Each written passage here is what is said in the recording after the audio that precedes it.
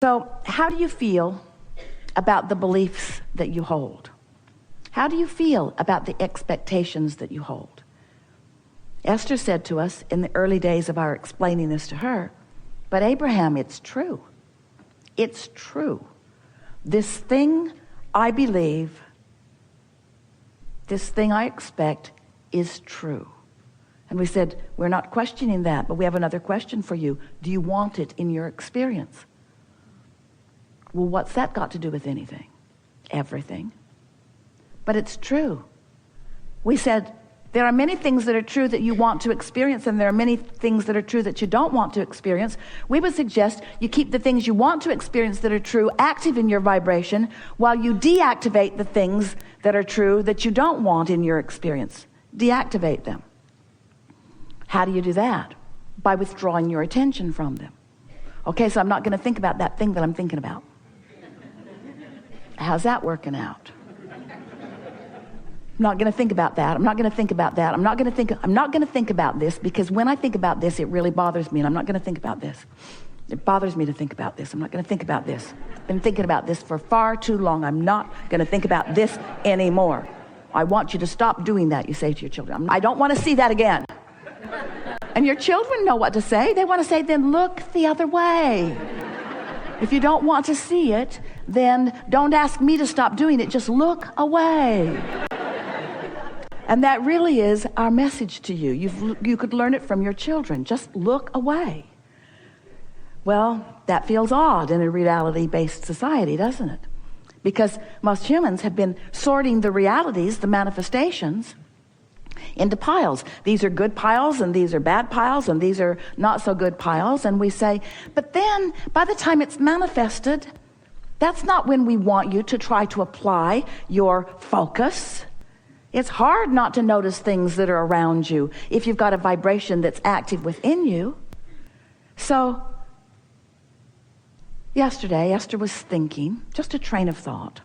She was thinking about a new album of current seminars that she's pulled together. It's called a seasonal album. And she was working on the album covers and enjoying the process of selecting the product for it. And so she was thinking about these wonderful edited versions of some seminars and how fun it was to put a really beautiful album cover on it. So she was just enjoying that thought. And then she thought about a friend of hers who is not tech savvy, who is not able to receive the live stream. She can't download MP3s. She wants CDs, and Esther was thinking how nice it is to have those CDs. And then she got thinking about that person and where that person now is and what that person is now doing, and wondering how it's working out for her. And without even meaning to, Esther was down a sort of uncomfortable trail. So she thought, that was really tricky, because I started out thinking about one thing, ended up thinking about another thing, which led to another thing, which led to another thing, and now I'm in a place where I want to pull back from it, and there wasn't so much momentum going that she couldn't pull back from it, but she pondered, how'd I get there? And then she realized something that she's been listening to us say to you all emphatically, especially recently, that she wasn't following a trail of subject like it seemed. You know how you can do that? Do you ever play that game? Well, first I thought about that, and then I thought about that, and then I thought about that, and then I thought, I got here because I was thinking, first I was thinking that, and then I was thinking that, and then I was thinking that. Have you ever played that game back? Well, stop it.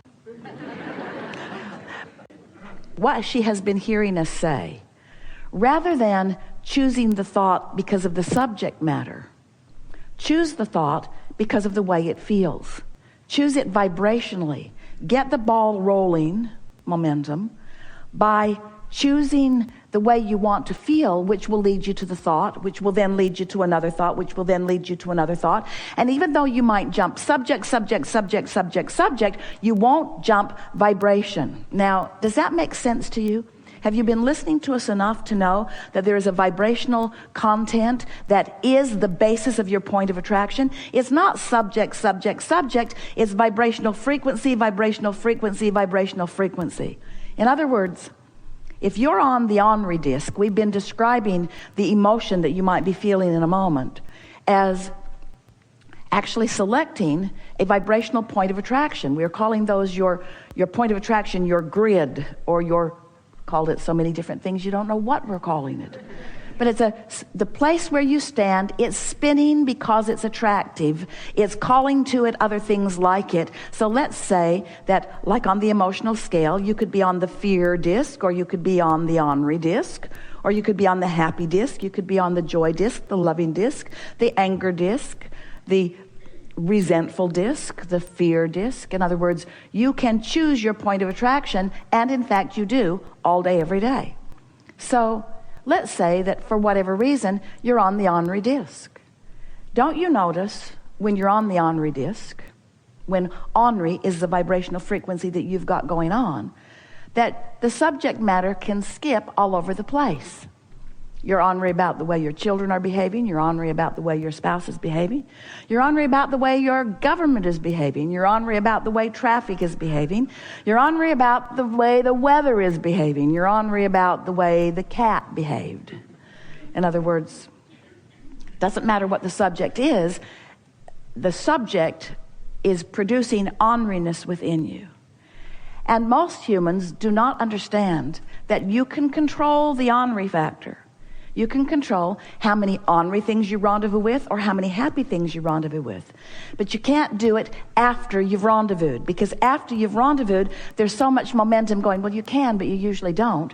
After you've rendezvoused with something that makes you feel ornery or makes you feel fearful or makes you feel angry or defensive or guilty or blameful, there's enough momentum going that other thoughts like that are going to join them. Haven't you noticed that? Ever had a conversation around dinner and somebody gets started and you all sort of pile in? And before you know it, you're explaining things that happened 20 years ago that felt just like that. And one might say, well, what's that got to do with now? We say, everything is the same vibrational frequency. You just reactivate it again. So every thought that's ever been thought still exists. You have the potential of activating anything right here, right now. And it doesn't take very much focus upon it in order to activate it with enough momentum that it begins to be a point of attraction for you where things like it are going to start showing up. And you know what the first thing that shows up once you find yourself spinning on one of these discs? The first thing that happens is more thoughts like it join it. Momentum. And the next thing that happens, and right on the heels of it, is you have an emotional, we're going to call it an emotional manifestation. Because emotion is a manifestation, isn't it? Don't you want to call it a manifestation? You can feel it all through you. Esther was watching a movie on the airplane the other day, and she found herself emotional. It wasn't even happening on her airplane. It was just something that she was focused upon. The thought was producing emotion within her. So, we want to talk to you about anything that is important to you. We have a few things that we'll wedge in the crack around the subjects that are important to you. We want you to know, we want you to leave here knowing unequivocally that you are the creator of your own reality, which means you are the focuser of vibration, which equals your point of attraction, and all things follow that. We want you to know that you have the ability to have complete and utter control of your focus, but it takes a little while to focus upon it. We want you to know that we've written so many books, and there are more coming, and in all of the books, and there are more coming, are processes that help you in your focusing yourself into alignment with who you really are. We want you to know that you were source energy before you came into this physical body, and that larger part from which you came still exists as that larger non-physical part. And even though the personality that you know as you is here, offering thoughts and having experiences and offering vibration and having a point of attraction, there is another part of you, a non-physical part of you, that is pure positive energy that stands in a vibrational experience without any resistance, beaming a signal to you that you can't get away from. And that is the reason that you feel negative emotion or positive emotion. Your emotions are always your vibrational indicator of how wide the gap is between who you really are and all that you've become and who you are allowing yourself to be right now, this red hot minute that you are focused upon whatever you are focused upon.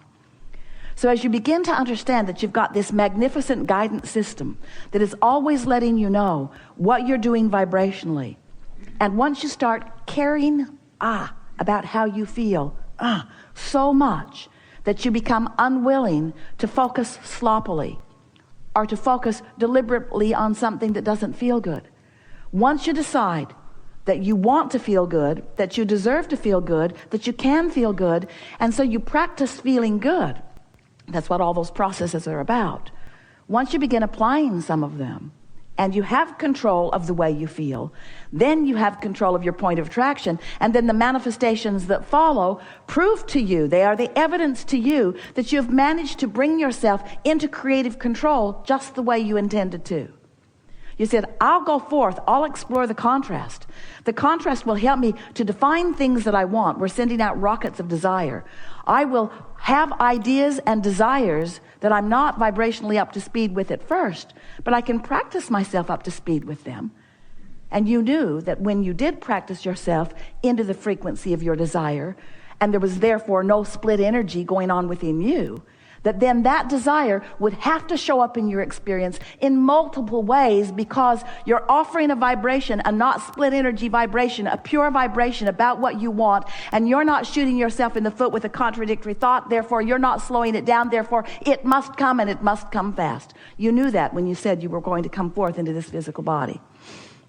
We're just here to remind you what your plans were so that you can apply them with a little bit more focus. Because most humans, we love you so much, are sloppy in your focus because you have become willing to endure negative emotions. You put up with the feeling of guilt. That's just crazy. You put up with the feeling of blame. You put up with the feeling of condemnation. You put up with the feeling of fear. We cannot figure out why you would do that. Why would you allow yourself to feel the evidence of split energy when you have the power to not split your energy? There's only one reason. And that's not a good one.